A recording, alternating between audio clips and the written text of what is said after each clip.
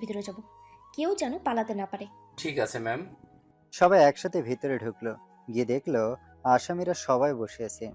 আরে দেখো কে এসেছে। কমিশনার ভয় পায় বলে একজন মেয়ে পুলিশ পাঠিয়েছে আমাদেরকে ধরতে। হাসতে থাক, আরো ভালো করে হাস, কারণ আজকের পর থেকে তোরা আর হাসতে পারবি না। ও মা, আমি অনেক ভয় পেয়ে গিয়েছি। এই নাও, আমাকে হাত করা পরিয়ে পুলিশ স্টেশনে নিয়ে চলো। তোকে তো পুলিশ স্টেশনে ধরে নিয়ে যাবই, আর ধর্ষণের জন্য তোর 14 গোষ্ঠীর জেলও হবে।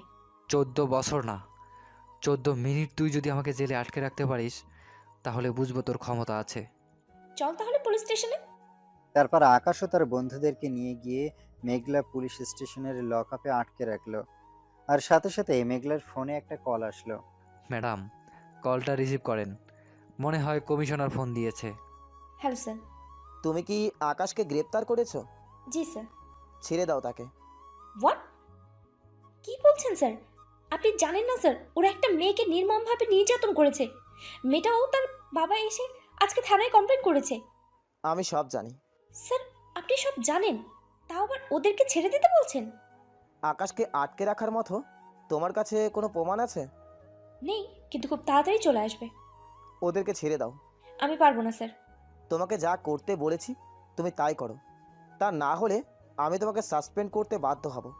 তোমার কাছে মাত্র 14 মিনিট সময় আছে। মেঘলা আর কোনো উপায় না পেয়ে ছেলেগুলোকে ছেড়ে দিতে বাধ্য হলো। সেন্টি, ছেড়ে দাও ওদের। আকাশ ও তার বন্ধুরা ভেতর থেকে বের হয়ে আসলো। আরে ম্যাডাম, ঘড়িটা একটু দেখেন। ম্যাডাম মনে হয় হাতে ঘড়ি পরেননি। আমি দেখি তো।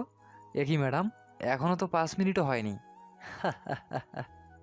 হাসতে থাক, যখন সময় আসবে তখন আর এই হাসির সুযোগ পাবি না। আপনি আমার ক্ষমতার সম্পর্কে কিছুই জানেন না, নতুন এসেছেন তো তাই। আপনার মতো পুলিশ অফিসার আমাদের বাড়িতে ওয়াচম্যানের চাকরি করে, একদম হোয়াইট ওয়াশ। খুব তাড়াতাড়ি তোকে আবারও এইখানে নিয়ে আসবো, আর তখন আর কেউ তোকে বাঁচাতে পারবে না। কিছুদিন পর আবারও একটা রেপ করব, পারলে আটকান। মেঘলার আগে চিৎকার করে দেয়ালে ঘুষি মারতে লাগলো। পরের দিন সকালবেলা ম্যাডাম, কালকে আকাশের বিরুদ্ধে যে মামলা করেছিল তার বাবা আপনার সাথে দেখা করতে যাচ্ছে। মেঘলা মনে মনে ভাবছে এখন সে কি জবাব দিবে তাকে। সে তো আকাশকে শাস্তি দিতে পারেনি। ম্যাম, ওনাকে ভিতরে পাঠাবো?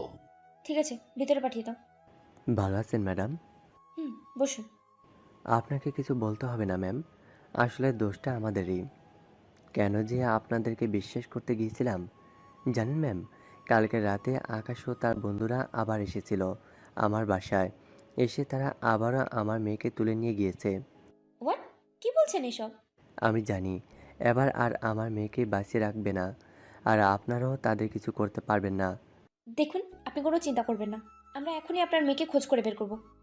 আপনারা আর কিছু করতে পারবেন না, এবার যা করার করবে ভিলেন। ভিলেন? ভিলেন। এবার আমি খুঁজে বের করব ভিলেনকে। আমার মেয়েকে তো আর বাঁচাতে পারবো না, কিন্তু যারা ওর সাথে অন্যায় করেছে তাদের শাস্তি দিতে এবার আমি ভিলেনকে খুঁজে বের করব। আসি ম্যাডাম।